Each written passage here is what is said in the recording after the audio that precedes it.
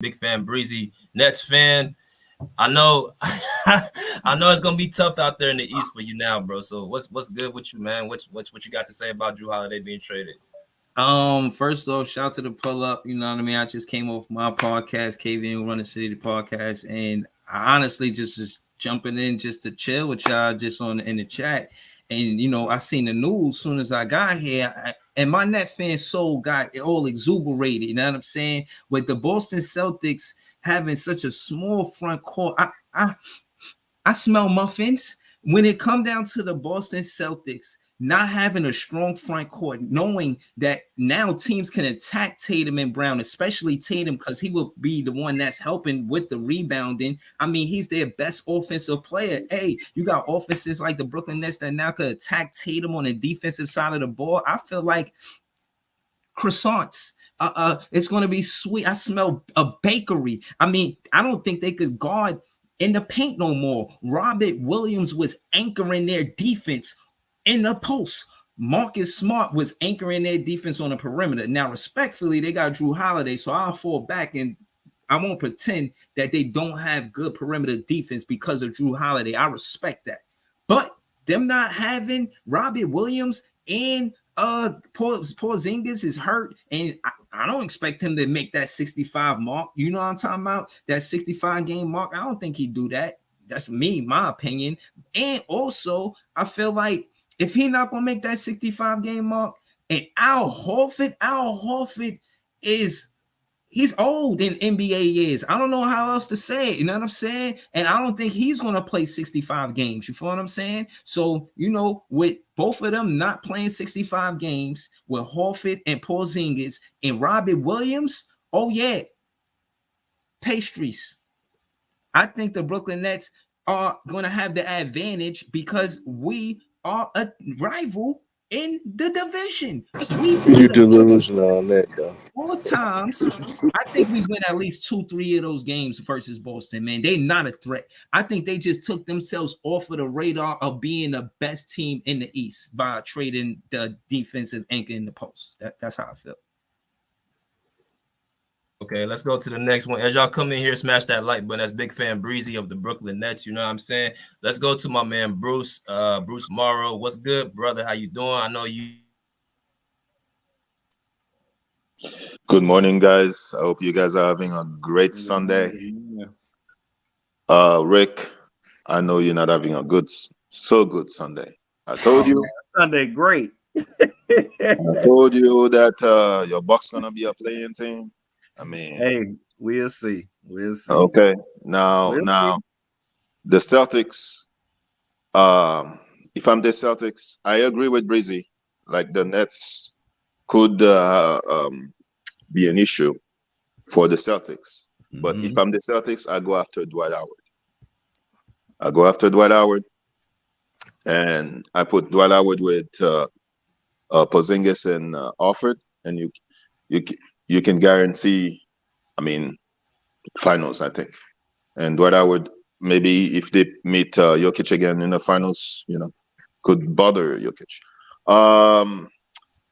Joe Holiday is gonna be like super motivated if they meet the Bucks. So Joe Holiday against Dame Lillard, who's gonna win that matchup? So I think the Bucks shoot themselves in the foot, and Joe Holiday got a great deal. I mean, he's gonna win. And Joe Holiday is better than the flopping king. So the Bucks got gonna be sick today. They were celebrating yesterday, Dame Lillard. Now they made their rival better. I mean, what's in the perimeter of the Bucks? So anyway. Yeah, all good points. Let's go to Mingle real quick. What's good, Mingle?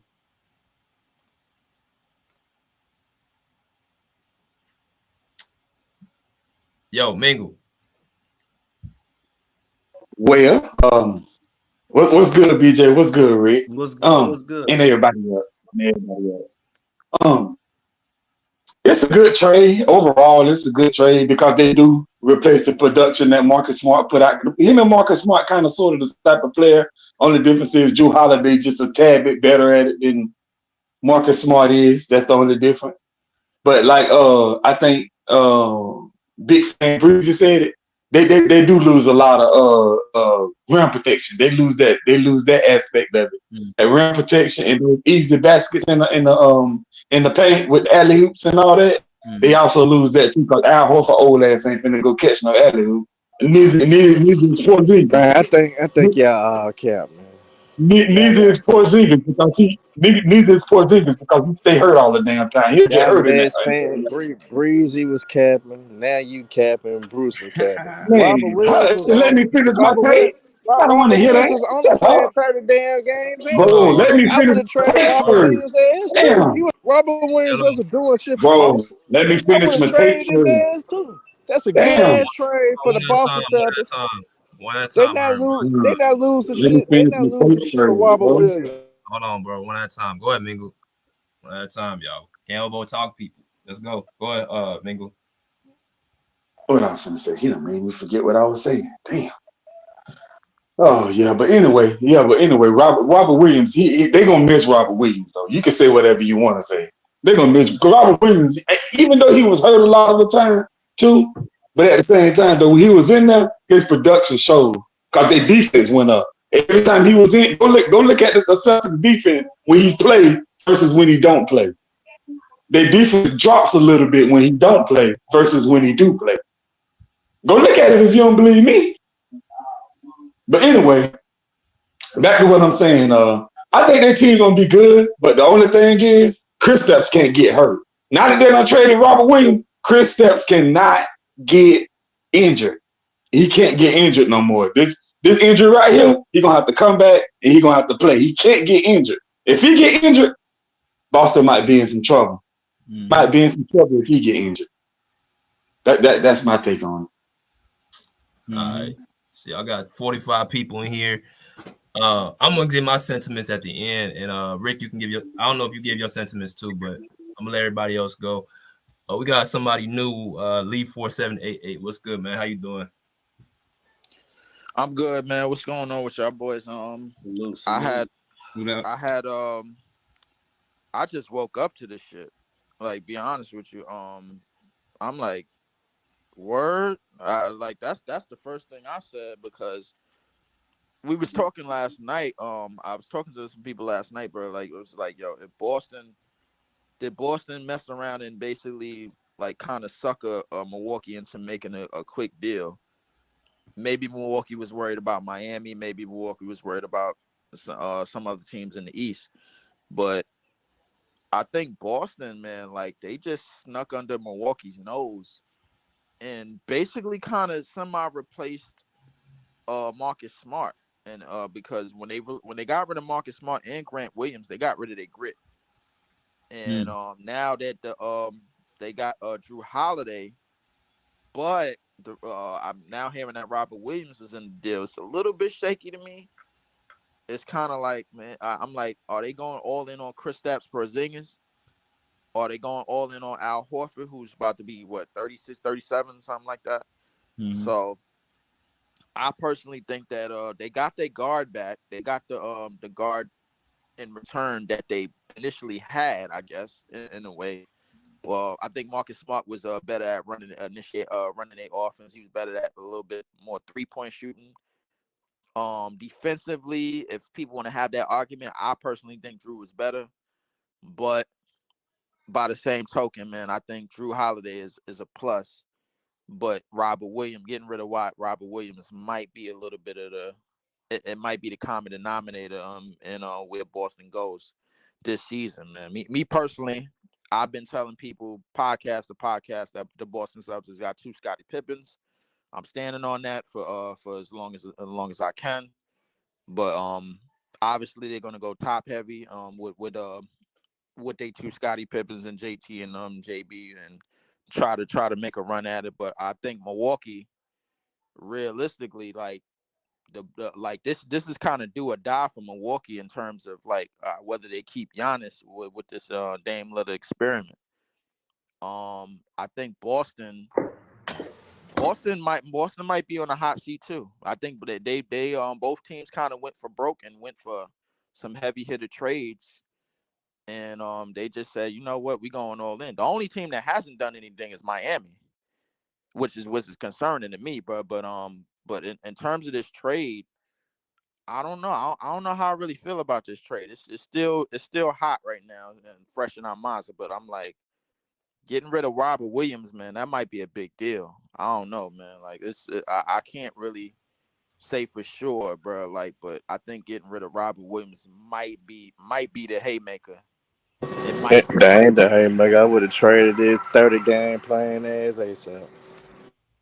I mean, I know with the injuries, obviously, him being injury prone, but can't we say the same thing about Porzingis? Yeah, that's a good point. Porzingis played most of it. And I think I'm gonna let Cam go, and then I'm gonna piggyback off what Lee 478 just said. But let's go to Cam. What's good, bro? How you doing? Salute, BJ. Salute, panel, everybody. Man, look, I think the Celtics they kind of like upgraded a little bit, especially on the offensive end, because you got Drew, who can come in there and facilitate the offense with Jaylen Brown and Jason Tatum. You also got Porzingis, who can give you 20 points per game. So from that aspect, they upgraded. Defense, I think they'll stay the same because Jrue Holiday, he's one of the best perimeter defenders in the league, and also JB and JT can defend as well as Al Horford, who can guard all four positions. So from that aspect, I think defensively they'll probably like stay the same. And Jrue Holiday, he's an upgrade from Marcus Smart.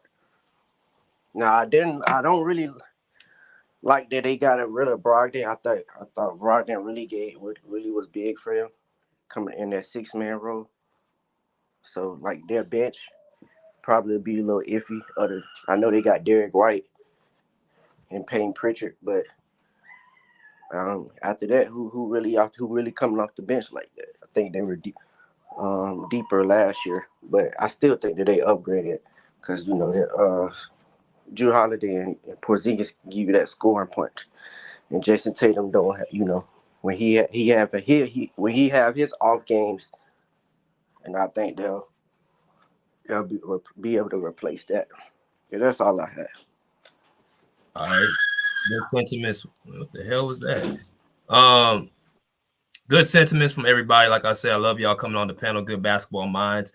Make sure y'all hit the like button. Everybody that's coming in here, hit that Cash App, $BJ Matthews. Subscribe and share the Pull Up Basketball podcast as well. We're back in full effect this upcoming season with all the content. Let's go to my man Ken, Phoenix Suns fan, Kevin Durant fan. What's up, bro? How you doing, dog? What's up, BJ?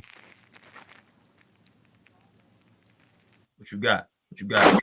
Yeah, I like this move from Boston, but I think like they stayed the same.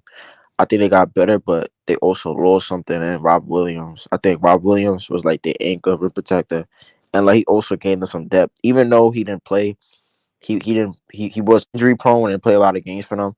He still had that depth on the bench, and like now you lose that depth, and who do you go to on the bench to if Porzingis or Al Horford or something happens to them? So I think they just lost some depth. And then Brogdon, I think you get an upgrade in Jrue Holiday with Brogdon because Holiday's a better playmaker and a better defender, and he's more healthy. So we'll see. That's what I got on it. All right.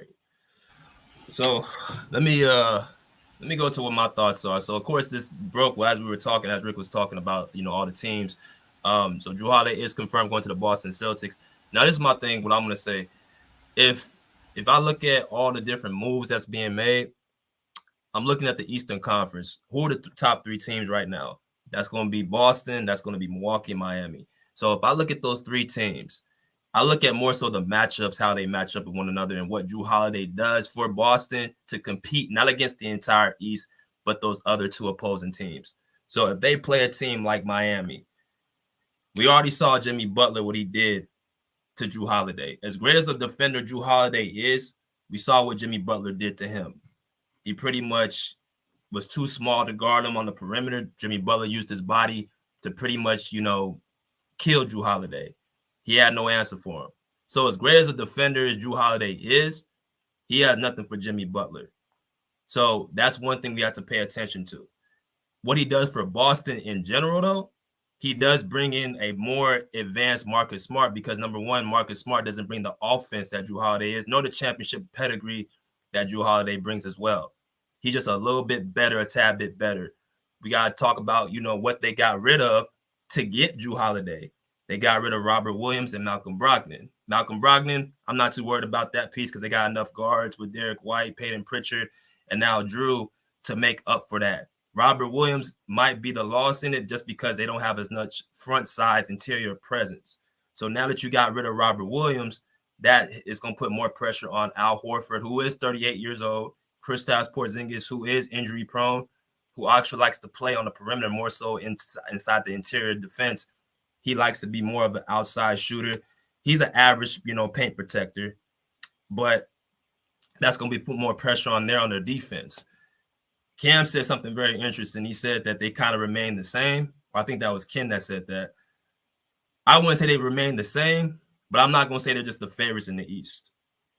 They're not going to be that team that's just going to run through everybody. They're going to have to get their defense, situated. We know Jrue Holiday is going to be able to get up to par because just of him being like a great defensive guard, pretty much. I think he's the best two-way point guard in the NBA, just based off of both sides of the basketball.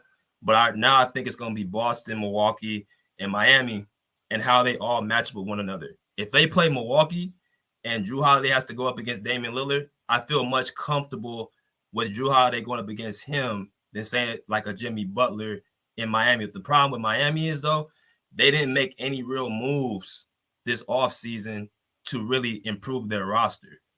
But down the line, though, I think Miami, being who they are, a championship culture, they're just one of them teams that always seem to just be at the dance.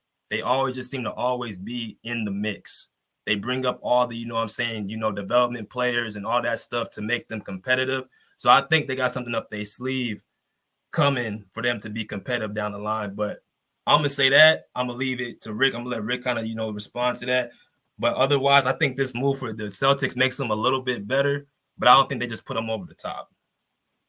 I mean, just to kind of piggyback off your sentiments, man. I mean, at the end of the day, I mean, when you think about, I like how you broke that down. So like the top three teams right now, and just is just speculation and just kind of, opinionated heavily, yeah, we saw what Jimmy did against, the Bucks and Jrue Holiday. So like you said, when you're facing them and you're thinking long term, it's like, yeah, you would be more, worried about a team like that. But then, Bam actually, started to show himself a little bit far as, which they really didn't have a choice. It's not like you had a backup, but it's like, if he starts going off, then also it's like, then, you got a Greek Freak down there with him. And then of course you got just Jimmy and Jrue. So it's one of those things where you're back at square one in a sense, but now you're on the Celtics. And so Robert Williams leaving, it's almost like, you're just hoping that Horford, could just hang in there. Cause like, I think it was Breezy or Ken? It was one of them that said it that, 38 in NBA years, unless you LeBron James, pretty much, that's pretty old. You know what I'm saying? And you just gotta hope that that engine still could run when it comes down to those late season post games. But I mean, for the most part, I definitely won't knock it. It's like you said, BJ, I think you said it perfect. And just not to lag on it too long. It's like, it's definitely an upgrade, but it's like, you will kind of miss the presence there because when you start getting deep into those playoffs and people start getting hurt, tired, exhausted, it's like, will they be able to push through? And that's one of the biggest concerns, but definitely an upgrade when you're talking about a Marcus Smart for a Jrue Holiday. So that's, just kind of, siding with you on that. I have a question. Sorry. Go ahead, Bruce. I was going to ask, should the Celtics go after DeMarcus Cousins or Dwight Howard? As far as I'm concerned, either where they go up to, I think it's gonna be an upgrade. So I think, in my opinion, I would take Dwight Howard if he's in shape, because he's just gonna be there for defense. So I would pick Dwight. But let me go to Kobe Jordan real quick and let him kind of give his sentiments. What's up, bro? Yo, what's good? Can you hear me? Yes, Yeah, sir. we can hear you. Go ahead. You said what? Yeah, we can hear you. Yeah, I'll be quick on it. I think so for Drew. Well, first of all, salute BJ. Been a minute. Salute everybody on the panel. Salute. As far as the Drew Holiday trade goes, I like the trade for Boston Celtics. I'm not sure if they got better or worse. I think that their team just is just reconstructed differently. When I look at how they play, and just how effective they are on offense and defense, I think their defense took a hit in the as far as the paint defense, and then I think that their tempo was one of the worst tempo teams in the league as far as pace. So Drew Holiday, I think he helps them because he's a true point guard. But I do think that they're gonna have some chemistry issues in the beginning because to me it's a brand new team. I mean, you got 2 starters replaced, and then you lose 3 starters. You talk about Grant Williams, Robert Williams, and then Brogdon obviously came off the bench, but their team is just completely reconstructed. So it's going to take a while. So I think that they're not the favorites in the East. I still got them maybe 3 or 4, or maybe I would say, probably 2 or 3, I would say, because Philly took a step down.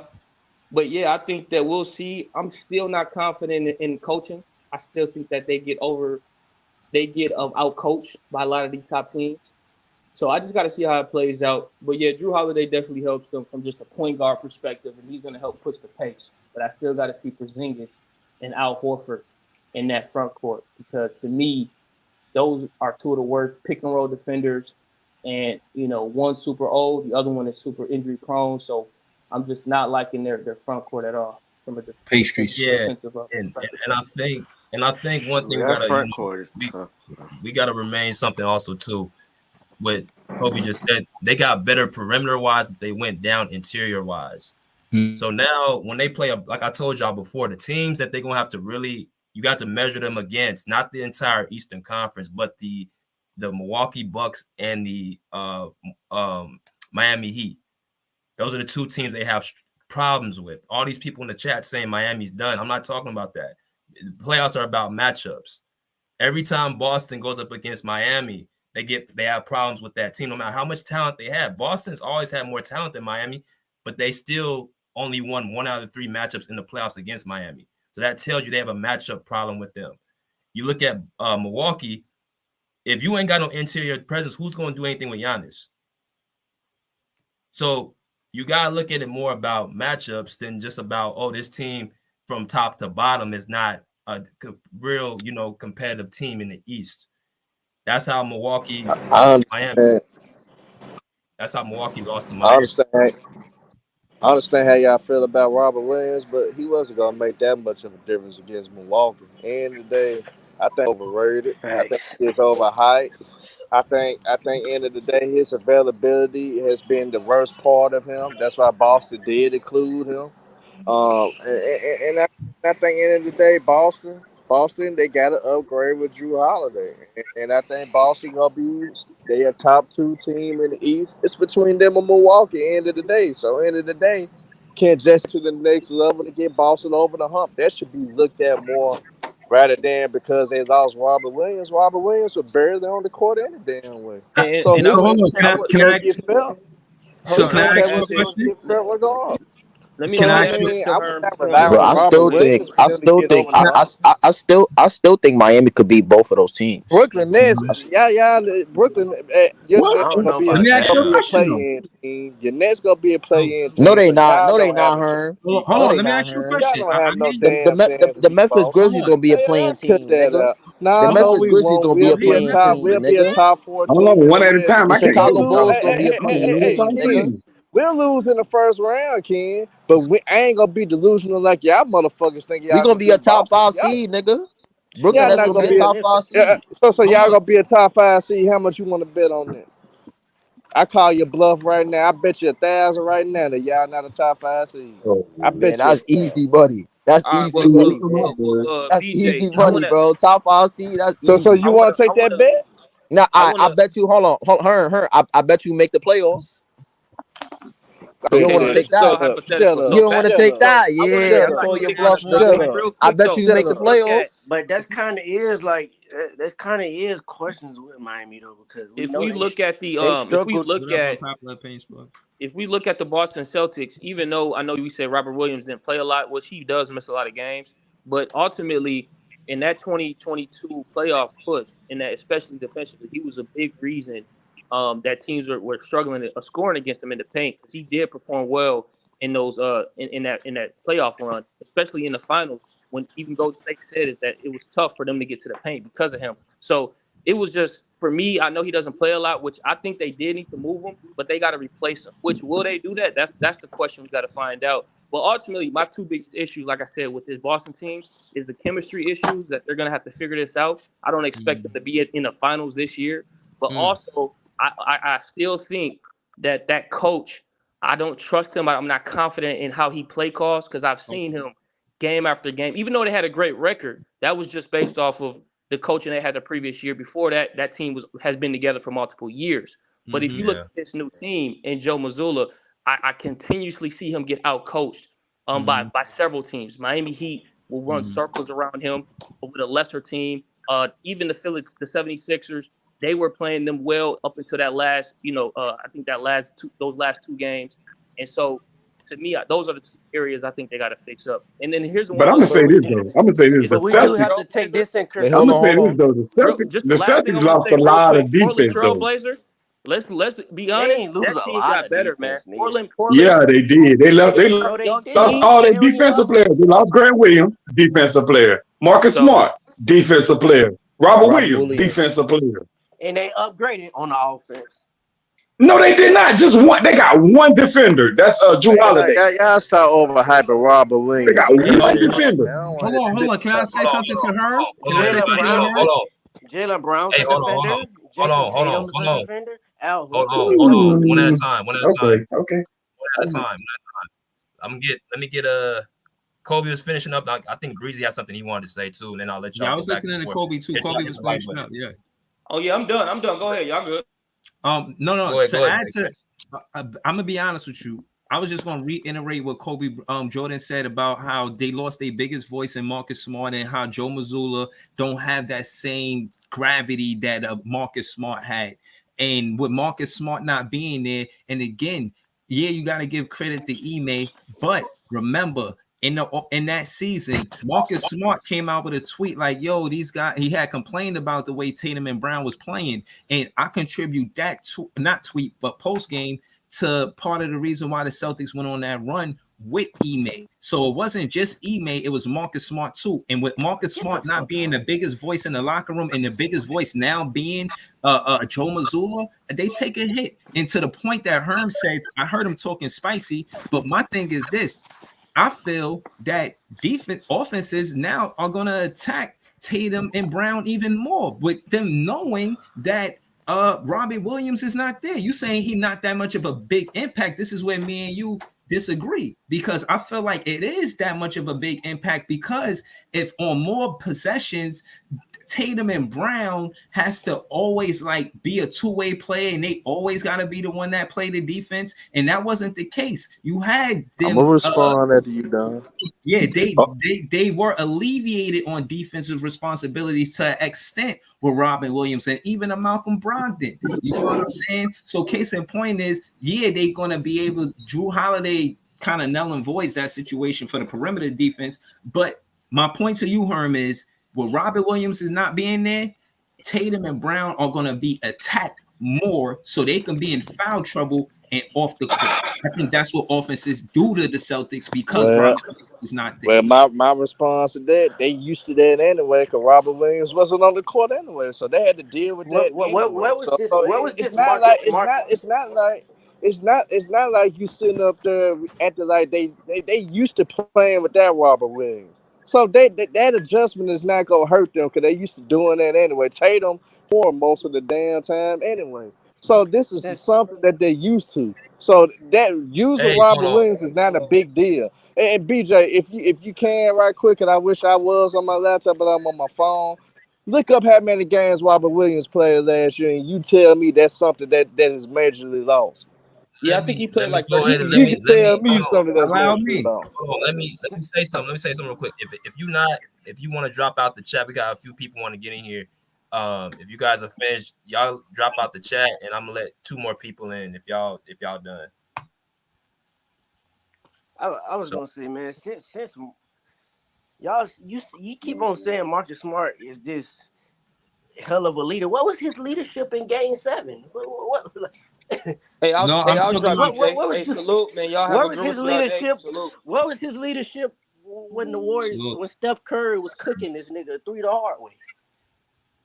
Okay, can I answer that question? I'm not saying leadership in a sense as in he's the best player when it's time to step up leader.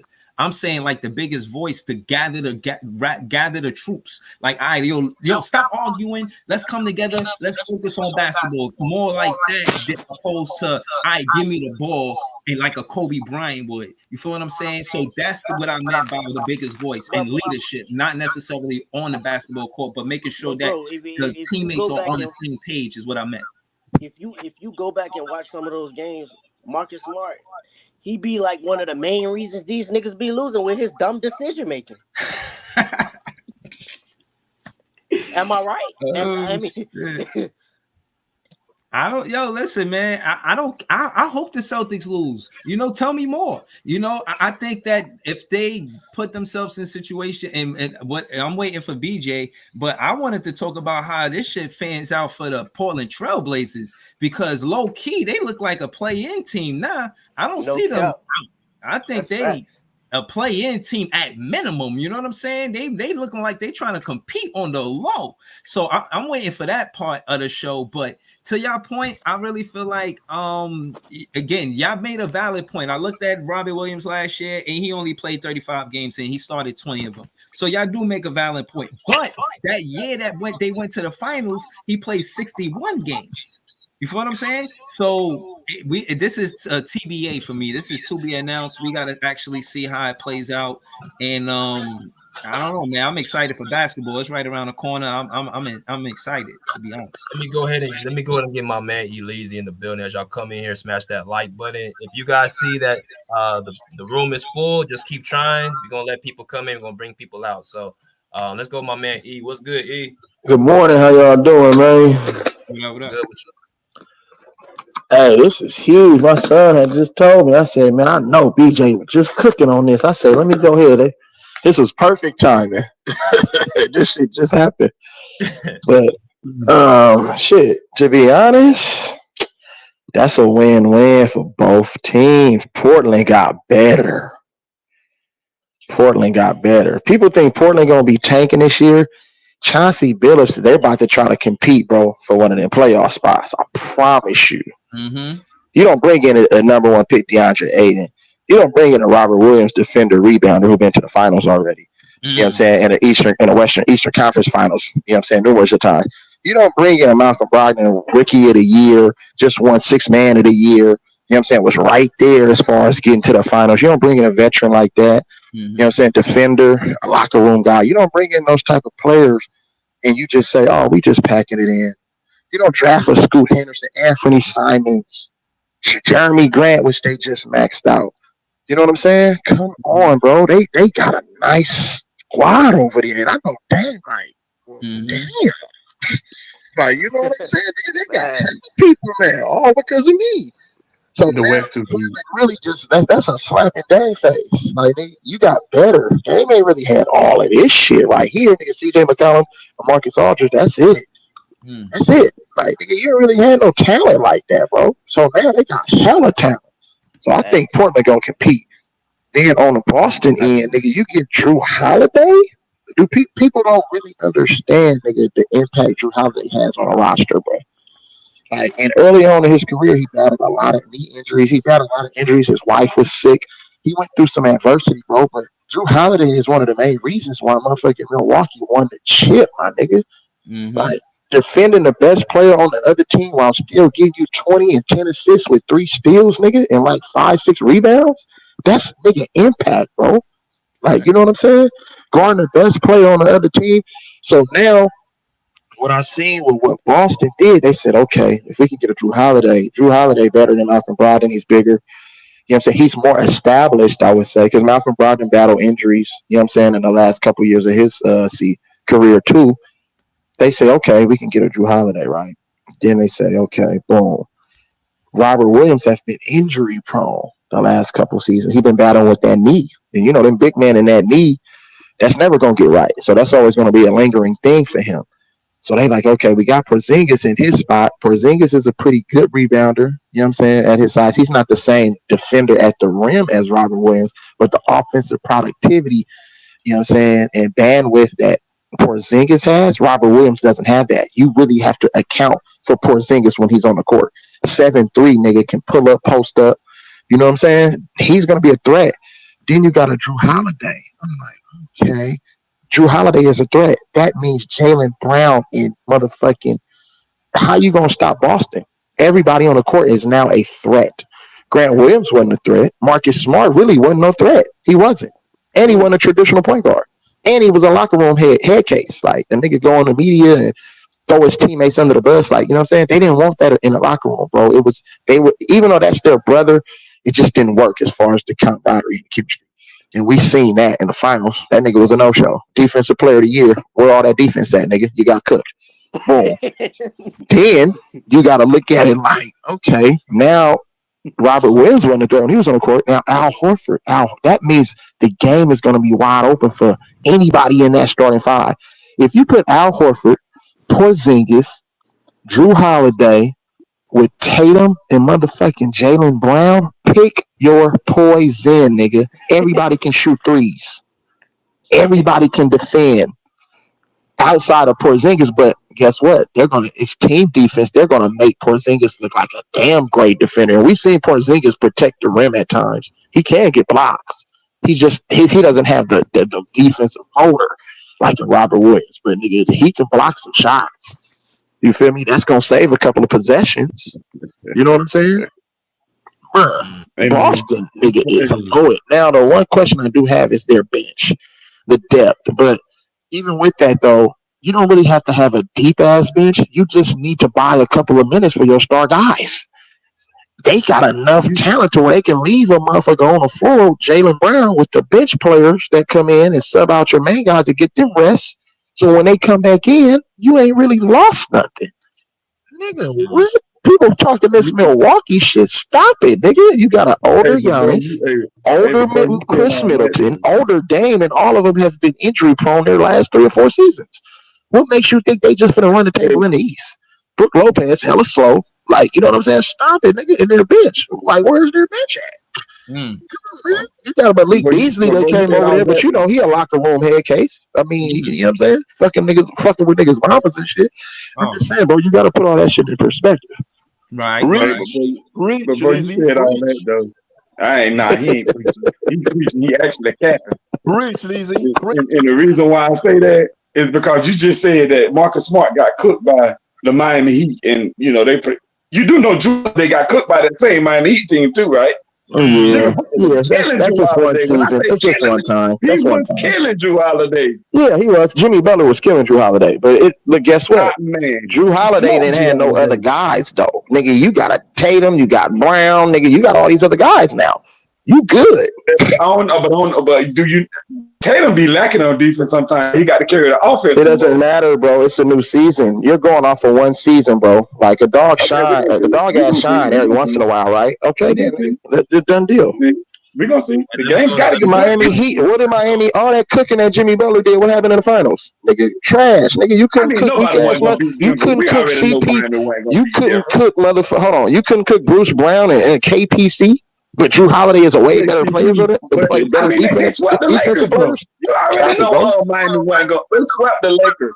You already know Miami wasn't going to beat Denver. Come on, bro. But I'm saying the productivity as far as you said cooking. You just made it an individual thing, not a team thing. Now you're making it a team thing. So you're switching the paradigm up. So what are we talking about? Team They play as a team. It's been a team thing, but I'm saying. Okay, so Jimmy Butler didn't just cook reason Drew why I said Holiday. He cooked everybody then, right? He cooked the whole team. No, but reason why I said individual. Like, according to your logic, come on, man. You just strictly said Marcus Smart got cooked. That's all you said. You didn't say nobody else. You just said Marcus. That's why I made it an individual thing. Oh, you did. Okay, yeah. Marcus Smart did get cooked. He won a Defensive Player of the Year award. Drew Holiday ain't won no Defensive Player of the Year award. Yeah, but he still got cooked. They both got cooked by the same team. They got cooked by the same team, and what I'm saying is that it didn't really matter that they got cooked. They got cooked. But what I'm saying is that you're trading somebody that's better locker room guy and a better defender and a better all-around player, in my opinion. You know what I'm saying? And I think that's a win. You know what I'm saying? It's a win for Boston. It's a win for Portland. Let me go to Dom real quick, man. Y'all hit that like button to share, to subscribe. Appreciate Elise for them sentiments. Good sentiments, my boy. Oh, for sure. You know, Mingo gonna always hate on me, but it's good. Let's go to Dom. Let's go to Dom Brown. What's good, bro? Yeah, what's up, BJ? What's up, chat? Yo, so like this is basically a lateral move. You know what I mean? They I would say they're the same as before. Like they swapped out Malcolm Brogdon, who's a 50-40-90 guy. Now they don't have Robert Williams. And if y'all remember, those were the two guys that killed the Sixers. Malcolm Brogdon killed the Sixers because they played 5 out, and he basically don't miss open shots. He's a 50-40-90 guy. Drew Holiday, he don't have that shot like Malcolm Brogdon. He can shoot, but not like Malcolm Brogdon. And Robert Williams, if y'all remember, the Celtics were down 3-2 to the Sixers. And everybody, all the Celtics fans were screaming, fire Joe Mazzulla, he sucks. They were saying Drew Holiday, what's his name? Jaylen Brown can't dribble. We're going to trade him in the offseason. And Joe Mazzulla put in Robert Williams with Al Horford to guard Embiid. Because Embiid was basically killing a defense. They was focusing so much on Embiid that I guess, I don't know, that was messing up their defense. So they put both of those guys in, and that kind of took Embiid out the game. So Robert Williams was important in certain series. Like you're going to need Robert Williams versus a more athletic or a bigger, stronger guy like a Giannis or an Embiid. You know, so y'all downplaying his importance.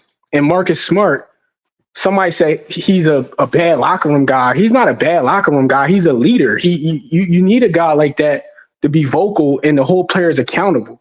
Drew Holiday, just because he's quiet, that don't mean that he's a better locker room guy. So I don't know where that came from. I'm sorry. The only thing Smart. The reason, hold on. Let me rebuttal that because he's responding to something that I said real quick, Bruce.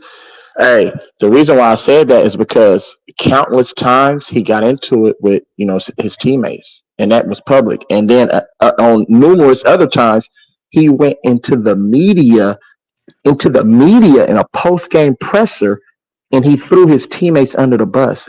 You can't do that, bro. And then what happened? What happened after that? They went on crazy. What happened after that? They went on a crazy run. And then what happened after that? I mean, they lost in the finals. Okay, then. And then what happened after that? Okay, after they lost, what happened after that? The next season. What, they lost in the Eastern Conference Finals? Okay, and then what happened right after they lost in the Eastern Conference Finals? They lost in the Eastern Conference Finals again. What happened after that?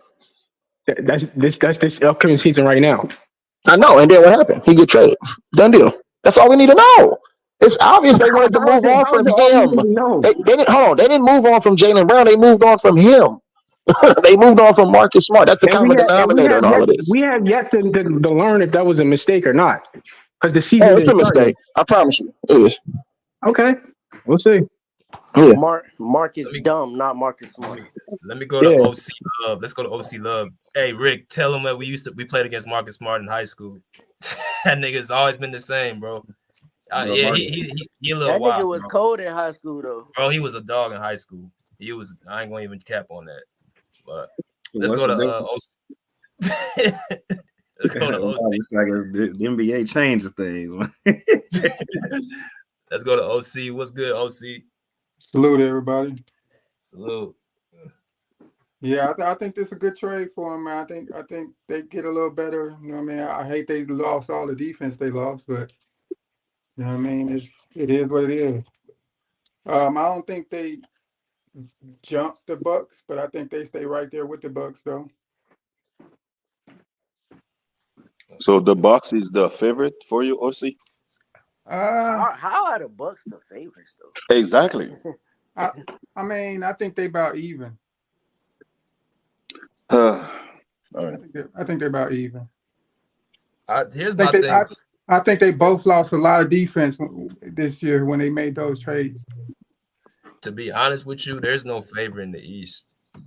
The East finna be crazy. There's no favor in the East. You got, because like I told y'all, like I said, this is about matchups, and I could depict why each team is a problem. The East, Milwaukee, because they got the best player in the East. So I disagree with that. You gotta give him a fighter's chance. You gotta give him a fighter's chance. What do you agree with? What do you disagree with? I mean, he's the best player in the East. I think when I look on my fault, BJ. I'm gonna just say this. When I look at what's the name, Giannis, and I compare him to Embiid, to me that's like Wilder versus Tyson Fury. To me, it's like Wilder and Tyson Fury. Okay, let me tell you why. Let me tell you, I was on the Embiid. Remember, hold on. Remember, I was on the Embiid train a couple seasons ago because I felt he was the MVP over Jokic. But the thing with Embiid, he don't have the mental fortitude to lead to a championship. So I can't put him on that level. So that's what different between him and he's more talented than Giannis. But as far as his impact and carrying the team, he don't got it like Giannis does. So with that being said, that's why I feel Giannis, him being the best player, I give him a fighter's chance. Miami is that weird team, bro. You look at them from a distance like, damn, they don't even look that talented. But for whatever reason, Philly, Milwaukee, Boston, they give them all three of those teams problems every single year. And what do we come back and say every single year? They always beat these three teams. But they got so this year, this year, I'm not gonna give it like Boston. They gonna just run through the East because I've seen Boston. They're a dumb team. They have all the talent. Every single year, they have all the talent. They lose to less talented teams because of two reasons. Their two best players ain't that smart, and their coach. The only time they went to the finals was with one Ime Udoka. But the other 3 years, they haven't even got to the finals. All that talent. And their point guard was not smart too. BJ, and also they rely too much on jump shots too. That's a fact. Bro, they got all the talent. But they a dumb team. They shoot themselves in the foot. They do. I think they got better. Their coaching staff got better. They picked up a couple key veteran assistant coaches, which is going to provide a lot of support for Mazzulla when he gets in those high pressure, tense situations. And he has a tendency to let his anxiety kind of like, dictate his decision making. But he didn't have that last year, really. But this year, he has it. So you have to understand that coaching matters. Your assistants, they matter to your success. It's just not about the head guy. It's those other 4 to 5 guys that have different relationships with the players, which the players will listen to another voice. You see what I'm saying? The head guy will come in and say, guys, we got to do this, we got to do that. But if they're going over in between free throws and in between timeouts, halftime, and they're talking to the other guy. You see what I'm saying? So people need to pay attention to the coaching staff really matters too. You know what I'm saying? That second and third voice matters, bro. Lizzie. Is Sam Cassell on the coaching staff now? I think Sam Cassell. Yeah, that's who I was referring to. I think it's Sam Cassell, right, bro? Yeah.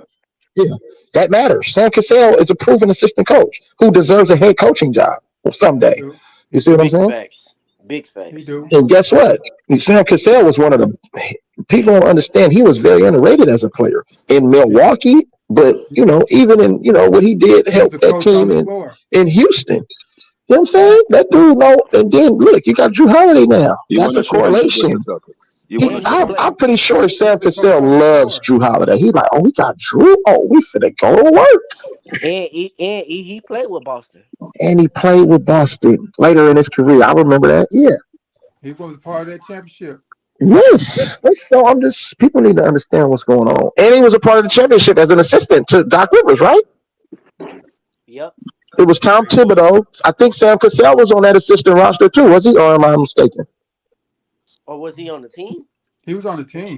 I think he was on the team. He was on the team. He was like the 12th guy. He didn't really get no run. He was just the savvy vet on the team. Yes, you're right. Okay. Yeah. See? There's a lot of correlation there. He was the coach on the floor. Right. There it is. There it is, bro. See? That matters, though. Coaching in the world ain't gonna matter if the players is dumb, though.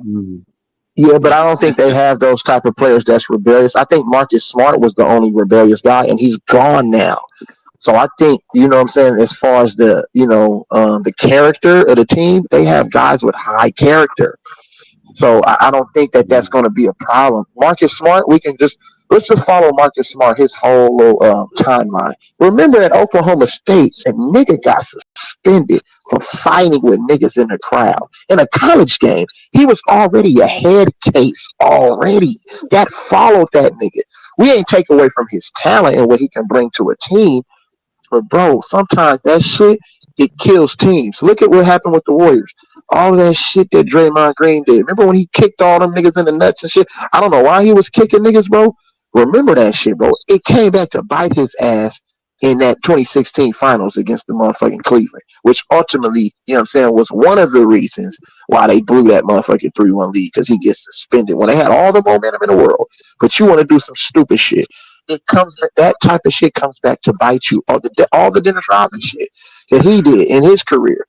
But guess what? He went to one team, one coach, one system, all of those veteran players, and they had that nigga in check. You see what I'm saying? You have to pay attention to that. And look, hold on. And one more point. Look at Grayson Allen. Now that nigga's been traded again. All that talent coming out of Duke, but guess what? He had issues in Duke, kicking niggas. You know what I'm saying? Like, something is wrong. That shit kills the morale of your team. It's bad judgment, bro. You know what I'm saying? They don't want that shit. So teams gonna look at you and be like, yeah, you might be talented, you might be able to do this, but check this out, nigga. You're gonna do some stupid shit that's gonna cost us some games, bro. And we don't want that in the locker room. You know what I'm saying? We don't need that. I still think Draymond, but I still think Draymond's situation was a little different from Grayson Allen and what's the name? Way different from theirs. Because first of all, Draymond been winning championship. Them other guys ain't winning championship. Also, now when they claim he quote unquote kicked, LeBron stepped over that dude, bro. I know what happened. Bro, you're not finna step over me like I would have did. You're not finna step over me like that. But I'm just making a correlation between the antics, though. I'm just talking about the antics which led up to that. Now, if he would have kicked 20 niggas before that, that right there would have got him suspended. That's all I'm saying. Yeah, well, I agree with that. Yeah, I agree with that. No doubt. Hey, but he not lying though, because look at C Wood, look at Christian Wood, because you got some of the most of the Dallas Mavs players from last year throwing shots at him, saying he didn't buy in and he didn't want to listen to J Kidd about his role. So and check this out. C Wood is a 2010 guy. Like, why wouldn't you want that type of talent on your team? Because it's something else that's fucking up everything. Like, you know what I'm saying? Sometimes, nigga, it's ego. You gotta buy in, bro. You can't come over here and say, nigga, I'm the man. No, they got Luka, they got Kyrie. You fall in line, play defense, rebound, nigga, and when it's time for you to get your buckets, get your buckets. Like, it's just like, bro, you in the NBA, nigga, you know how this shit work. It's a business, nigga. You have to fall in line or nigga get kicked out of that motherfucker. Period. Well, he definitely gonna have to fall in line. He with LA now, so he definitely got to fall in line now. Well, and he with Darvin Ham ain't playing that shit. So, yo, can I ask y'all a question? Why y'all think the Clippers organization so adamant on getting James Harden? I just seen another report that they don't need James Harden, bro. That's a mistake if they because he's from LA. That's all, bro. This nigga, a lot of these players like to go back home at the end of their careers and play in front of their home crowds, bro. That's all it is. No, but not just James Harden want to go to the Clippers. The Clippers want James Harden. Like, they adamant on getting James Harden. They don't need James Harden, bro. They don't need, because you know why? It's gonna add more attention to their team. Like, you know what I'm saying, ticket sales and shit like that. But James Harden is a shell of himself, bro. He's not the same Houston James Harden, like early Houston James Harden and later OKC James Harden, bro. He's just not that same player. But it's the name, so it's gonna boost everything as far as around the city, the hype and all of that shit. That's the only standpoint that I'm looking at this from. Other than that, nigga, James Harden doesn't do anything for your team. In my opinion, that's just my opinion. I need him. If the Clippers didn't get Drew Holiday, they don't need to trade for nobody else. They need to keep their team exactly like it is. Exactly, I nigga. agree that they needed Drew Holiday. We good. But being that they didn't get Drew Holiday, they don't need James Harden. They need to leave James Harden over there in the club, partying, holding up signs. Or This is a distraction. That's what I'm saying. You don't need that. You don't need that. I was gonna say, I think Harden will mess up that chemistry, bro. He'll fuck the whole chemistry up. Man, I think Clippers should go after Dwight Howard though. Him and a guy like Kawhi, like. Ooh. But then they still got Miles Plumlee and Zubac. I think they're good as far as size. As far as size matters, I think they're good. And I like Diabate. I don't know, but that might not be a bad idea though, because that'll take a little bit of pressure off of Zubac. You know, they want to pick up so many fouls. They want to pick up so many unnecessary fouls. But check this out. If an organization like the Warriors said, "No, we good, Dwight. Thank you for your services. We don't need you," then that's telling. Like real talk. That tells me something like, "Oh wow, okay." Man, Dwight Howard would dominate overseas, bro. Dwight Howard averaging 40 and 20 overseas. Yeah, because Dwight Howard's playing against a bunch of Mingles. So if he's playing against a bunch of Mingles, I'm playing against a bunch of nigga, he gonna average 200 points and 200 rebounds. Oh, you funny. Oh, you real funny. You real funny. He's still a big body though. He's still a big body to put on Jokic. Yeah, they scared of it. Man, they see that big black brother cut up nigga looking like motherfucking nigga Incredible Hulk. Them motherfuckers over there scared as fuck of that boy.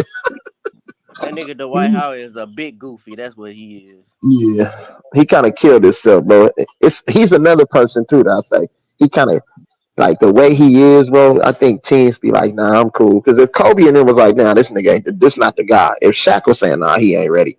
If all these people saying that, and then Houston niggas, they was like, no, he. And then he been traded, nigga. He was like on 3 different teams in 3 different years. It's something to that. You have to look deeper than just his talent and what he did in Orlando. It's something else, bro. Right. He was injured too with the Lakers. With Kobe with the Lakers, he was injured. Y'all talking about this nigga coming on back surgery. He would not lock Jokic up now. Like, stop it. Nah, ain't nobody locking Jokic up. Have y'all paid attention? Dwight Howard gets like 3 fouls in less than 2 minutes, hella fast. I'm like, well, we can't use you. If you're gonna get in foul trouble that fast, nigga, how are you gonna be a service to us if you're not on the court? Especially in the Warriors system. Yeah, nobody not locking Jokic up. That's not even possible. I think I lock him up, but you can't make him tired though. I think the best match. The Joker isn't in the best of shape, bro. You run his ass, he get tired real quick. That's what the Warriors did to him. Remember? No, make him tired. He's gonna get his points though, but he's not gonna like later in the fourth quarter. He's gonna be less effective when you're playing against teams who know how to play him. That part. He probably wouldn't do good versus Embiid 1-on-1. Definitely won't be good. Stop bringing up Embiid. Yeah, but you know what? Embiid let people off the hook, and that's the only knock I got about him, bro. That nigga kind of give up later in the game. So I'll be like, oh yeah, you look like Jermell Charlo, nigga. Get your ass out of here, bro. The last 2 seasons, he destroyed Jokic's ass. He ain't let him off the hook. There's a bunch of Jermell Charlos in the NBA, bro. I can't fuck with him. I mean, yeah, I don't gotta put Jermell Charlo in there, bro. Jermell Charlo ain't messing with nobody, bro. They got to do it. Come on, man. I just did that because of Mingo. I just did that for you, Mingo. You got to do that, bro. Jermell Charlo ain't messing with nobody. Go see her. To that nigga who just said that, bro, tell Embiid destroying the playoffs. Yeah, definitely. Well, tell his teammates to do the same thing. He don't got right. I like they got Kelly Oubre though, so I think that Kelly Oubre is going to help them. I literally want to hear it. I want to hear it. Did they have anybody to the 40? You had James Harden giving you 40. You had Maxey who giving you 20 consistently. I don't want to hear it. Excuses. Excuses. Stop it, bro. You had James Harden play good 2 games. Bro, what did James Harden have the other 2 games? Oh, Joel Embiid is the best player on the team, right? He's the best player. Yeah, he is. He is. No, I agree. He's supposed to show up every night. You know. Where was that? Bro, no, you're right. No, he's right. He's right. Both of y'all are right, though. I agree. Embiid need to step up, but let's not act like Embiid got somebody like Murray dropping 40 points and all this other crazy stuff. He did have James Harden dropping 40 Did you not see Murray in the playoffs this year? Hey, Doc Rivers. Y'all gotta remember Doc Rivers don't know how to make adjustments late game, Man, I bro. ain't He trying to just hear that. don't. It ain't got nothing to do with Doc Rivers. That's on You Embiid, don't bro. think so? Keep making excuses for this nigga, bro. Doc Rivers Right. ain't in the game. Where the Doc Rivers ain't in the excuses? game turning the ball over like James Harden was. That's true. And Doc Rivers not in the game, not playing no D. James Harden don't play no D. So Maxey wasn't giving you consistently 20 points a game. Bro, but Well, Maxey I will. Yeah, but I this is what will I'm say saying. Even All of them wasn't Tobias doing it. Harris, All of them didn't even do it at the Doc same Rivers, time, hold bro. on. That's what we're trying to explain to you. All of them Tobias do. Harris I You will got say, one guy I will cooking, say the in the other guy Eastern is Conference Finals mediocre. game, in that Tobias Eastern Harris Conference was Finals balling in that series, series. I will say James Harden was the best player in that Eastern Conference Finals series against Boston. Okay. I mean, you can say I that. mean, You not can say Eastern that. Conference Finals, Yeah, but that's from an second offensive round. No, standpoint, Second, bro. that wasn't They even didn't get first any round, stops, though. second round. The Boston semifinals. Yeah. don't That agree wasn't with you even because semifinals. Boston don't agree with you because they put all the defensive pressure on Embiid, not Harden. Oh. But how? Harden was, I mean, say Embiid was hurt like game one of it, game two, game one. He was injured. Okay. So how did they put all the pressure on Embiid? He wasn't even there. Bro, he was hurt, and then they still stuck to the same game plan as if Embiid was there, and Harden went off. Yeah. How does that even? But guess what? That's Doc They stuck Rivers. to the same if he was there. As They if stuck he to a was there. game plan though, but it didn't do So they anything were for playing him. against You the know what I'm ghost of saying? Embiid. No, They were I playing said the against the ghost of Celtics. Embiid. Okay. Oh yeah, The yeah. Celtics, Yeah, I'm because saying they the already Celtics knew were it was playing just against the gonna be ghost of ISO Embiid. ball. Everything was ISO, pound dribble, step back. You know what I'm saying? It's no team concept. And that's why I say Doc Rivers had to go. Because we seen this same shit happen in the Clippers. We see the same That shit was happen in Boston. Come on, bro. man. I ain't trying to hear that, man. Doc Rivers was used as a scapegoat, yo. You think so? I blame that. I agree. I agree with that. That was on Not going in the paint. that was on Embiid and Harden. Doc Rivers was a scapegoat. As bad as Doc Rivers is he was used as a scapegoat. Okay. That's a fact. But you know what? You're right. It's a collective effort. Because I just think that Joel Embiid quits later in the game, bro. He don't have a mentality. He'll punish you for like the first 3 quarters, but for some reason, midway through that fourth quarter, it's like that nigga stopped being aggressive. He started shooting step back threes, jumpers. I was like, damn, nigga, what's wrong with you, bro? Be dominant. That means get your ass in that paint and score 60 with 25 rebounds. But the I don't problem need is, you. I don't want my big man shooting dribble, step back, fucking jumpers. But Come this the on, man. problem. I'm not making excuses. I'm not making But the excuses. worst thing that happened to the Celtics is, what's the name got fired? Ime Udoka got fired. That's the worst thing that ever happened to them guys. They need him. And that flop, and He you know made that Embiid team loves what to it was. flop too. Yeah, he made that team Why what is it my was. 7-footer flopping, nigga? What are you doing, Because bro? this the That's problem why with you notice why he gets injured. He'll try to flop and plant his leg wrong, and now the nigga knee injured. Like, what the fuck are you doing? I agree with that, but the medical staff told him to do that, to soften the land. But the problem with the Sixers is the problem with the Sixers is the only person on the team that can block a shot is Embiid. Hey, literally. it's always the excuse with Will Embiid. be will be Hakeem Olajuwon then. Nigga, I need you to be Hakeem. Nigga, I don't need you to be motherfucking Well, Sam then Bowie. Stop playing, man. step it up. I don't need you to be Bill Cartwright, nigga. I need you to be I'm just- motherfucking Shaquille O'Neal right now. I'm just saying, like, I love how we act like all of these other players. I don't need you to be Andrew Bynum, nigga. I need you to be motherfucking. You feel me? That's my point. Them niggas, all these other niggas who's hella trash, and he's not these niggas who's Hall of Famers. This nigga care more about an MVP award. Nigga, you care more about an MVP award than hosting the trophy at the end of the year? What's wrong with you, dude? That nigga said the training staff told him to All right, so let me go around the panel real quick. I'm gonna talk to y'all, man, real quick about this. Tap the like button as y'all come in here, man. We got over 45 people here. Tap that like button as y'all come in here. Where does this put the Boston Celtics in the Eastern Conference? I'm gonna start with Rick, and then I'm gonna go around the panel. Let's start with Rick. I mean, you already touched on it, BJ. They're obviously going to be in the top 3, top 4, just depending on how the season goes, always keep things realistically. Injuries can happen, things happen during the season. So, just realistically speaking, during the season, man, we already know they're going to be in that top 3 somewhere in the East. And of course, I still got to touch on what you said before. Just something about Miami when it comes to the playoffs, man. Hopefully if the Miami make the playoff, because like I said, for them during the season, it's just weird. But if they do somehow get into the playoffs, then that's when you got to be concerned about them. But if they don't, then primarily just got to focus on the other Eastern teams. But ultimately, man, Celtics, like I said, good upgrade, getting Drew Holiday.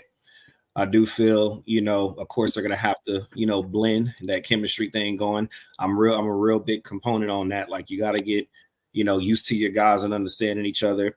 Of course, what the guys have been talking about for like about the last 30 minutes here, the little pieces do matter. Coaching does matter. Assistant coaching does matter, because sometimes who you may not talk to, or may not receive from a person may be better from that assistant coach, or maybe better from that veteran player.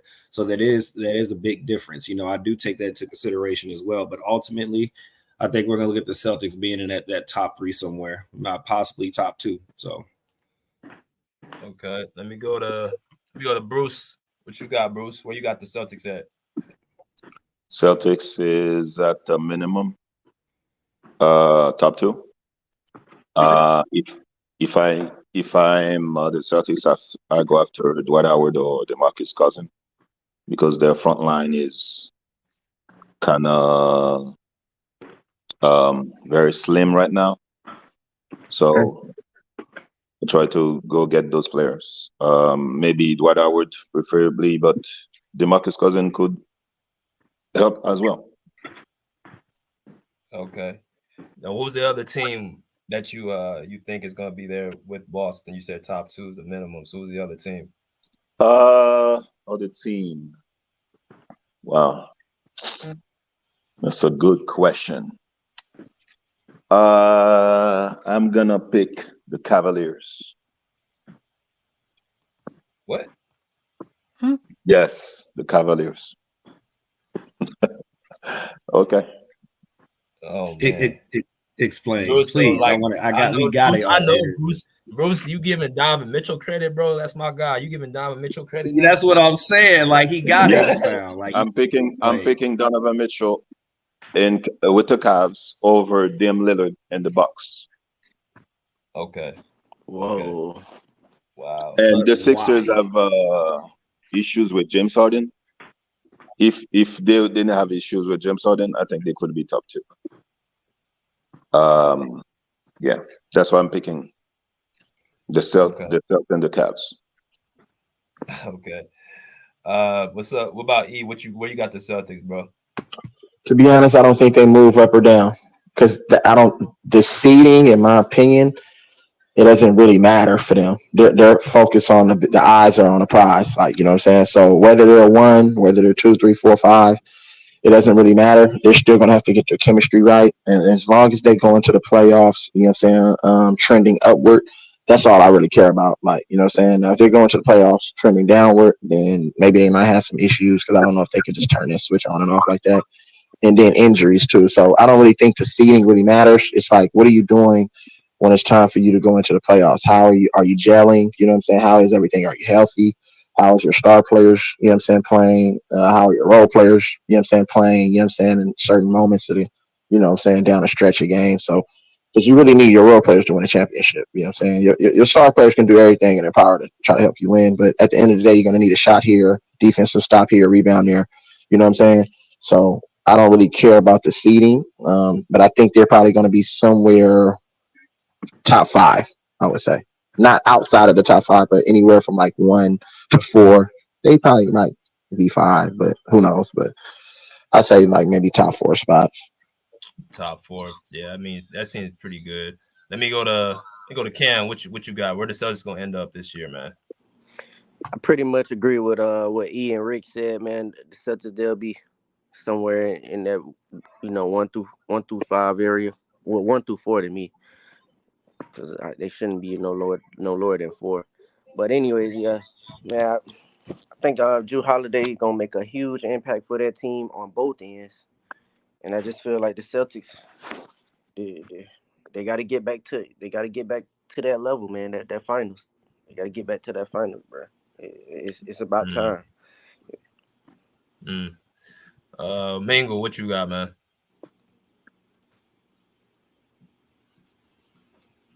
Mingle. What happened? Where do the Celtics end up this year? Where do they end up? We talking about the entire lead or just the Eastern Conference? In the East. The East, they second. I put them right behind Milwaukee because I mean Milwaukee with Dame is just that's kind of OP a little bit. Giannis and Dame on the same team. Oh Lord. Second round exit. That's tough. But yeah, they second in the East. I think they have the second best record in the East. I think it's gonna be between them and Milwaukee. They're gonna battle it out for the Eastern Conference supremacy. They're gonna be, that's what it's gonna be, Eastern Conference Finals. And I mean, when you're talking about the West teams, that's a whole different conversation right there. But but for the East, yeah, they second right behind Milwaukee. Right there behind Milwaukee. I say 1A, 1B. Okay. Let me go to what about you, Dom? You a Sixer fan, so what you think? I think it's going to be probably when we talk about regular season, I think it's probably going to be between the Sixers, Cavs, Bucks, and Celtics, jostling for those top four spots. So I mean, as far as the Celtics, I think they're going to fall anywhere between 1 to 3. Probably I don't think they're going to be 1 seed just because they struggle a lot early in the season. The 1 seed's probably going to be Bucks or Sixers. I'm leaning more towards the Sixers just because the Bucks don't have that defense, but I don't know. That's in my opinion. Okay. Let's go to OC real quick. Man, we're going to about to end the live in a little bit. Let's go with OC as the last person, man. Where do you feel the Celtics going to end up this season in the East? Well, like I said, I mean, you can say what you want about Marcus Smart, but he was the heart of that team. I think Drew Holiday is a much better leader, so they'll get some more leadership with that. But they lost a lot of defense, and they might have got a little better on offense, but they lost a lot of defense. I think that's gonna hurt them. But with that being said, I think the Bucks lost a lot of defense too, so I think they right neck and neck in the East. Can I ask Rick a question? Yeah, Bruce, go ahead. Rick, you're the Bucks fan. So everybody is picking the Bucks to be the best team in the East. So as a Bucks fan, do you think the Bucks got better? Do you think they can still be seen as a top 2? Because to me, when I say that the Bucks are a playing team, I see people in the chat calling me ignorant or I'm trolling, whatever. Okay, that's fine. But they lost like a very important key piece of a player. And they added a player whose playing style in the playoff, he wins, he has a couple of shots, waving bye-bye to Paul George. Okay, that's cool. But when he had the opportunity to go to the finals, he struggles. And he's always struggles when his team needs him the most. And he has problem on defense. And they're deep and the Bucks now is the Antetokounmpo family team and the Lopez family team and what's the guy? He plays in the World Championship. I didn't see him do anything. And Pat Connaughton is gonna be the defensive stopper. I mean, Brook Lopez. Everybody thinks that Brook Lopez is gonna defend everybody. I mean, okay. I remember last year he had injury problem. So, Rick, so do you think, because we spoke about this briefly, last live, we said that you were frustrated because they traded Drew Holiday. So, Do you still think that the Bucks should be the favorite or top 2 in the East? All right. So I'm going to answer the question, and we kind of already spoke about it on the last video, the late night video we did a couple days ago. So not too much is going to change. But also, after I answer the question, I want you to answer the question while you're picking the Cavs. So I'll go straight into it. So, of course, like, when it was me, you, BJ, and also Bubba, he was on too. So us 4. Like I said, not much is going to change for me. The reason why I was unhappy is because I already knew Jrue Holiday, they already had a culture. They had a chemistry. I'm real big on that. Like San Antonio Spurs, they had something going. You're already the number 1 team in the East, okay? So we know there's nothing wrong with that. My biggest issue is that you got Giannis. He just, for some reason, does not want to work on himself. And for correction for everybody, I'm a Giannis fan, not a Bucks fan. I'm a Giannis fan. So Giannis, personally, I just feel like he's hitting a point, and, no fault to him. But I know we're in the NBA today where, it's about making these big teams, bringing these superstars on and trying to win a ring. So I'm more from the, component of you got beat, figure it out, come back and beat them. That's the school I come from. But of course, when you're in the world that Giannis is in, hey, he's saying now he needs help, even though the organization is doing everything they can for him. But the reason why I was so sore about Jrue leaving is because I knew that Jrue and the rest of those guys, they all understood Giannis. They all pretty much don't mind helping Giannis because, for one, he's the main guy. He's a superstar. They work around him. Good nights, bad nights, they got his back. I didn't really feel like Giannis, in a way, in his own indirect way, didn't have their back, especially saying like, hey, I got my options open if we can't win, basically, even though, you won a finals with him. And then also, you get far, but I think you're just a little bit sore, whether he wants to admit it or not, that you just got your butt whooped in front of the world by Jimmy Butler. He was just cooking you. That's okay. It happens. But at the end of the day, like Bubba said, and I'm going to jump off what I said the other night, I'm aligning with Bubba because at the end of the day, man, look here. It's like it looks good on paper. We already know that Lillard can average 30. You know what I'm saying? He's a perimeter offensive terror. He will tear you up. He can create his own shots. That's a big help for Giannis. Okay. And then again, on paper, we know Giannis can average 30. We know he's basically unstoppable down below. So now that takes a lot of pressure off of him, and he could just focus on his down low game. But nothing much is going to change because now let's just say you have an off nights. Let's just say in situations where, Lillard's not really dropping, or you just not really having a good night far as if you're Giannis. At the end of the day, now y'all both can't have bad games, and it's not like you have a backup. And see, the thing about Jrue Holiday is even when y'all are having bad games and the rest of those guys on that squad like Middleton and Lopez, even when Giannis was having a bad game, people like Jrue Holiday, Lopez, Middleton, and the rest of those guys, they kind of covered him up. They kind of helped him out. It was more like it reminds me of the Spurs almost. It's like if Tim Duncan and them is not really having the best game, it's like the other pieces like Ginobili and Tony Parker, they kind of picked up where he slacked off. And I don't mean slack off in a way of like he wasn't playing good, just not at his best at some points. But it's like they kind of evened him out. They balanced him out. So now you take away that chemistry portion of it. So that affects everybody else on the team as well. So now you got Damian Lillard. Yes, on paper, as Bubba said, we know what he can do in Portland. We know that he's that guy, but we haven't seen him in action yet. And yes, the ideal is that we're going to run these high pick and rolls, kind of like what Murray and Joker did. And we're trying to, imitate that. We know that, Greek can obviously dominate down below. We know all of that good stuff. But then what happens when, teams get past that? See, usually Jrue will run back. A lot of people don't pay attention, but Jrue will run back and help out Giannis sometimes until Giannis gets back. It's something that didn't need to be said. It was just something they built over time. Chris Middleton knew where Giannis was going to be. So even when Giannis is having a bad night, these guys know how he plays. The organization pours into Giannis. And so at the end of the day, on paper, I think people are looking at, Lillard is that guy. He's 30. Like I said, he's an offensive terror perimeter on the top.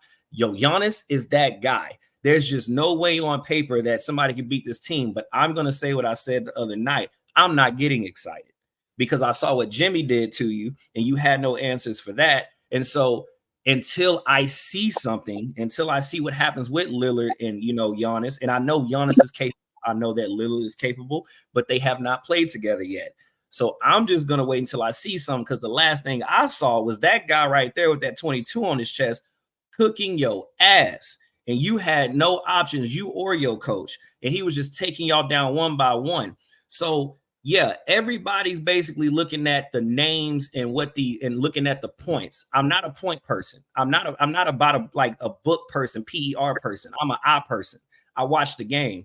And when you lose a person like Drew Holiday, and I watch the little things that he's doing, so people who never get talked about, I'm watching how he's always assisting Giannis, how he's always getting to Giannis' spots until Giannis gets there, how he always spaces himself out from Giannis, how he works with Giannis and Middleton when they're trying to do their thing in the late quarters. I watch little things like that. I've never seen that with Lillard and Giannis. And what I did previously see with Jimmy and Bam and how they pretty much double team and beat up Giannis and the rest of them boys, I'm just like, look, yeah, on paper, and I'm shooting this out to Bubba when I say this because he pretty much dialed in on it. On paper, it looks amazing, but far as what I saw is yet to be seen, and I'm not going to get excited about it. But everybody's picking the Bucks because of what these guys do, PR point wise, far as titles and what they doing.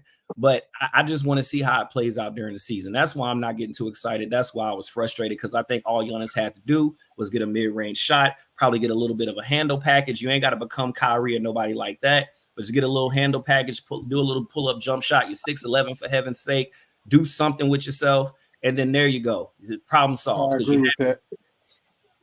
Yeah, and I think a lot of the stuff that Rick just and great points, bro. A couple things, like I said, that's why I said the East is going to be a gauntlet. There is no favorite right now, and I also think we're not putting enough respect on Miami. We go through this every year. For as much people keep saying Miami doesn't do this, they've been to more conference finals and NBA finals appearances than anybody in the whole East. That's Milwaukee, that's Boston, that's Philly, that's Cleveland.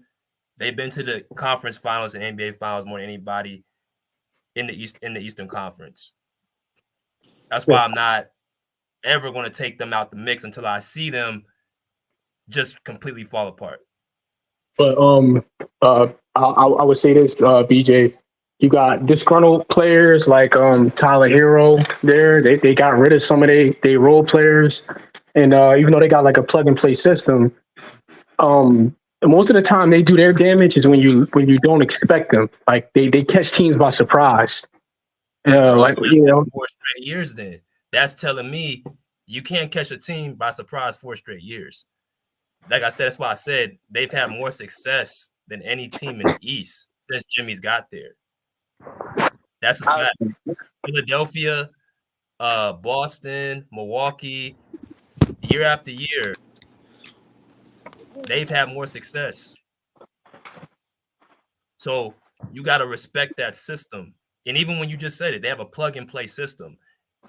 Could you name the starting 5 last year for the Miami Heat? So many different variations. Exactly. So that's why I say I'm not worried about like Rick said, I'm not worried about the names on the back. I'm worried about the name in the front. That's the name I'm worried about. They have a winning culture. They just win. Well, yeah, for sure. Are the Bucks gonna hide Dame Lillard for defense like the Warriors used to do with Steph Curry? That's why I said, Bruce, it's weird with Milwaukee. Like they lost defense, but then again, they still have so much length that they might be able to get away with that a little bit with Dame Lillard big hitting because they got so much length. They'll have to funnel everything into Brook Lopez, but my problem is how do they match up with a guy like Donovan Mitchell, like an explosive guard like that? How does Dame Lillard guard somebody like that? You don't. Don't they still got Javon Carter? That's why I said the Cavs, Rick. That's why I said the Cavs. But how are they going to defend a guy like Damian Lillard then? How are you going to defend a guy like Giannis? How are you going to defend a guy like Chris? We didn't even talk about Chris Middleton. They have Jared Allen and Mobley. Stop. You're not guarding Giannis. You're not Okay. guarding Giannis. They have Jared Allen and Evan Mobley. Bam Adebayo, dude. Too much. Jared That's Allen why I'm and not Evan counting Mobley Miami is out. not ready. You One guys, of them, you guys I fall for the hype guarantee a lot. A one lot of of them will hype. be traded soon. One of them will be traded soon. I guarantee you. You guys fall for the hype. The hype now is Dame Lillard. Like Dame Lillard is gonna show up over there and drop 50 points every night, and the Bucks gonna be like I'm 70, not high. I'm not 70, even high on the 70 Bucks. I'm new and just 10. saying they can definitely beat the Cavs. Okay, After the what Bucks, the the Cavs Bucks gonna be did, 70 new and 10. after what the Cavs did against New York, they definitely can beat them. Hey, I can see the New York Knicks beating the Bucks in the playoff. Oh God, Lord Jesus. Okay, all right. Bro, when you got somebody on your team with deficiencies like Giannis, like anything can happen. That dude missed so many free throws versus the Miami Heat. Only That's team why that's Dame's beating them there. niggas is Boston or Miami, bro. That's why Dame is Them there. the That's only why two Chris teams Middleton's who can there. beat them. That takes care of Giannis. This is why I said That's Giannis now too much has two offensive guys. power. He has two guys that's gonna help him with his deficiencies. Now you're not forcing Giannis to have to shoot them free throws. Here you go, DJ. Dame. Here go Chris Middleton. Got the ball. DJ, that's the same Dame that was there when they were leading 16 points, like almost every game against the Warriors. You couldn't close. Again, Niggas Bruce. talking about Donovan When you Mitchell. have He a can't Giannis, even when get you out have the a second Giannis round. on your First round. team, when you have a Giannis on your team, he takes away so much of responsibility and pressure off of Dame. You don't know how much, you know how open just his presence is gonna make Dame and Chris Middleton be Does open. You Giannis can't want the guard pressure? Does Giannis wants the pressure? I didn't see that against the Miami Heat last year. So he was throwing the ball away. He didn't want the pressure at the free throw line. That's why I said you give it to Dame Lillard. That's why I say they help each other both out. They help each other both out, man. Come on, Bruce. You can't say the Bucks are a play-in team, man. I wouldn't go that far. That's delusional. That's crazy. The Cavs might be a playing team for real. Nah, they gonna be in the top. I think the A Cavs lot will of be teams there. in the East. They could. Miami getting was a better. playing team last year. A lot of Miami teams- might be a playoff team, playing team. They might be. Because you know I'm not disputing that. So Kobe Jordan is saying that's the best duo in the East. Giannis and Dame. Do you guys agree? That's over Tatum and Jaylen Brown? No. I mean, it's close. They bring no because if you They gotta prove it first. They gotta prove it first. There you go. I do. I would agree I with think that. the Dame Giannis is better than. I think the Dame. Go ahead, Brick. No, I was gonna say, I'm sorry for cutting you off. What I was gonna say was that's the thing. We saw Brown, we saw Tatum go to the Eastern Conference Finals a couple times now, so that's proven, that's solidified. I saw Giannis win a championship with Drew Holiday, so I have more of faith in that. Damian Lillard and Greek, I've never seen play together. Again, people are looking at paperwork. Nobody, I mean, honestly, there's a lot of people that's jumping on Denver's bandwagon right now. But a lot of people weren't even thinking about Joker and Murray until them boys started cooking and they won that championship. But that was a process for them. So at the end of the day, people are picking the Bucks because we see what they did as individuals on different teams. They're superstars in their own right. So you would just naturally think a person's going to incline to think, well, damn, if Michael Jordan and Magic Johnson, if they join in, then we're going to win all the championships. Well, we know that they both can win on their own, but let's just wait and see, because we got to see how they mesh. We got to see what pieces they have around them. Because here's the thing: when you have a core set team that already won championships together, that already have a chemistry together, the coaching smooth, everything's good. The only issue is that you got embarrassed and you're not adding to your skill set. Instead of just going to go work on that, now we're going to go grab another superstar. I'm not buying in on that. I have to see something with these two first. Like I said, I watched the game. Yes, are they superstars in their own right? Absolutely. I would be delusional not to say that. But just to say that because you put them in the game together, that they're going to win it all, that's very delusional too, because we have to see what they're going to do. We got to see how teams come at them. It's a very complex game when it comes to this coaching these players. So I'm not going to get excited. I saw, like Bruce, to allude to you, I saw what Jimmy did to my guy. I saw that. I was embarrassed for him. But what made me upset is that my guy doesn't do what my old guy, God rest his soul, Kobe does, is goes back, look at tape, see where he can get better, train harder, and come back like Kobe did against the Celtics and go give it all he got. No, I'm going to sit here and I'm going to say, hey, you know, if I need some more, basically. No, you don't. You need to add to your skill set. That's all you need. But I wish Embiid had a Brook Lopez and a Drew Holiday. Well, no, they need Brook. They need Lopez too now. No, I said I wish. How does Embiid? I said I wish Embiid had those guys, those complementary pieces that Giannis had. Saying that Giannis had enough. I'm agreeing with him when he said Giannis could have just went back to the drawing board and worked on his game and came back and they could have still competed. Didn't have a PJ. How many games did Brook Lopez play last year? Nobody talks about that. So PJ Tucker wasn't a complimentary piece. How many games did Brook Lopez play? He missed a lot of games last year. So, yeah. Okay. I mean, he was there in the playoffs, but he did miss a lot of regular season games. He was there against Miami, a small team. Okay. Hey, Bruce, like I said, it's open season, man. And it's they said, perimeter defender. Perimeter defender, but they could not stop Bam Adebayo. Hey, but Rick, look, that's why I keep saying what I'm saying until I see something this season with Dame, see what they forgot about that. I'm not saying nothing because I saw what happened recently, and Jimmy and the boys cooked them. Hey, Rick. What's up? You gonna see how overrated Dame is, bro. Yeah. Thank you. Look, I have not once said that. Yo, we going to the. Y'all haven't heard me say that. Not one time. Now everybody else may be saying it, but I watched the game. I love Giannis. This is. I'm coming from a place of love. I probably sound like Shaq to him if he saw this. You know, people hate Shaq, but Shaq just trying to tell you how to be great. He did it before.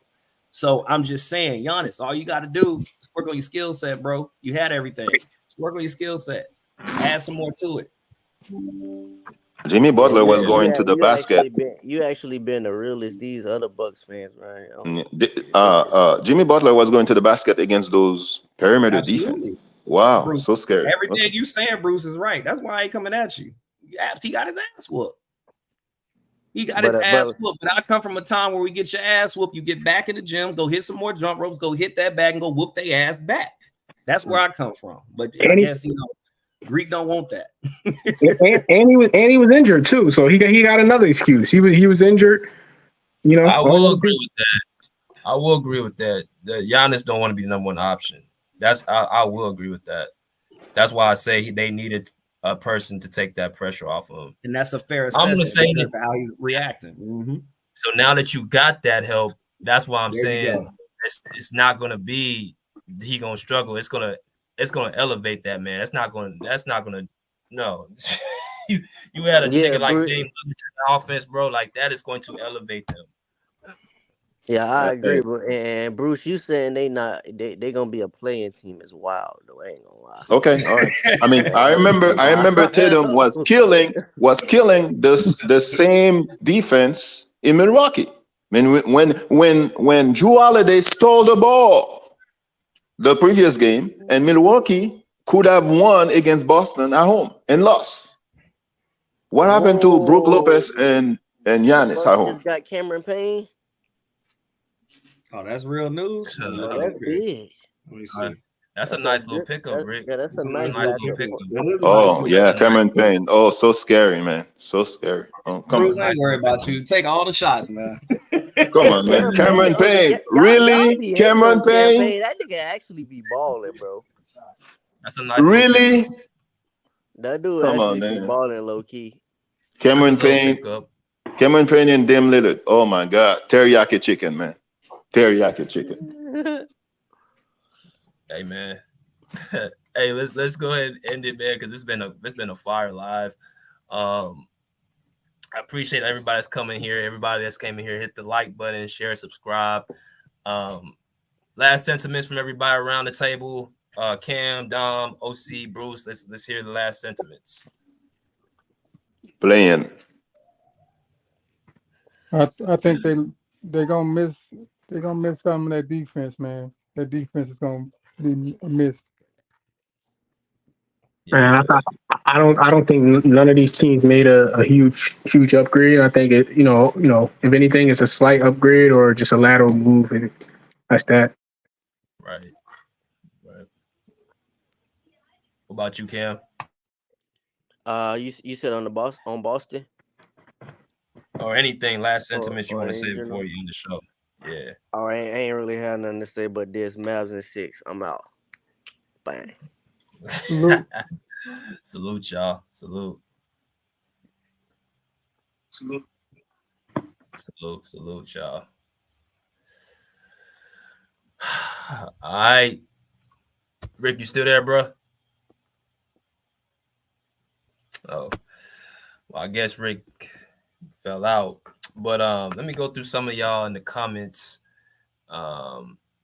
So right now the votes stand. The Boston Celtics are 38% to come out the East, the top two, 18% at top 3 in the East. They're 32% favorites in the East, and they're 12% favorites in the league. So if you guys have not voted in the polls, please vote in the polls. Where will the Boston Celtics end up with this move from Jrue Holiday? Like I said, me personally, I think this move was a solid move. But I do not believe this is something that put them over the hump. I do think they're going to be competing against the Milwaukee Bucks and the Miami Heat if they face each other. You got the Cavs in the East. You got the Knicks. You got who else in the East? The Nets. But you don't really have a lot of, other, teams that just dominate, in my personal opinion. So with that being said, y'all, man, let me know what y'all sentiments are. We will be back on tomorrow. NBA Media Day starts tomorrow for my Clippers. You know what I'm saying? I'll definitely be, going live talking about the Clippers Media Day, going into training camp next week. I'll be officially doing my first gig with them on October the 17th when we have preseason. That's when preseason starts. So against the Denver Nuggets at the Crypto Center. So y'all make sure y'all tune in, lock in, and also follow our content. If you are a Clipper fan or an NBA fan, it's going to be fire this season. And we're going to have to go through our Cash App, hit the $ BJ Magic for our Cash App, hit the like the button as well as get into our super sticker, super comment chat as well. If you guys have any comments y'all want to leave for your boy, make sure y'all go and hit that super sticker, super comment, and get your membership badges that are available. If you guys have questions about those, please let us know in the comment section. You guys have so many perks by getting these membership badges. And also support my personal Patreon page that I just dropped a couple weeks ago, where I have a lot of my top topics at. That's also in the description box below the video. We'll be back on again tomorrow, like I said. But until next time, we respectfully say, pull up a seat, pull up a chair, polite pace, out of here like swim well.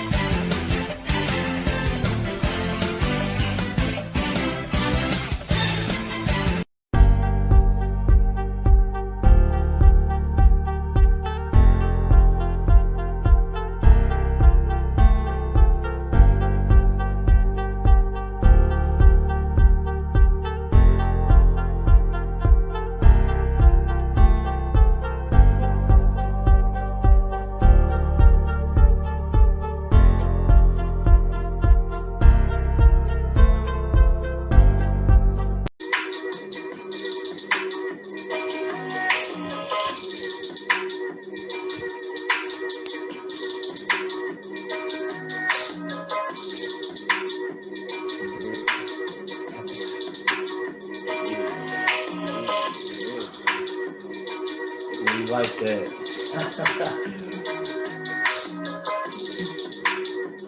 Woo!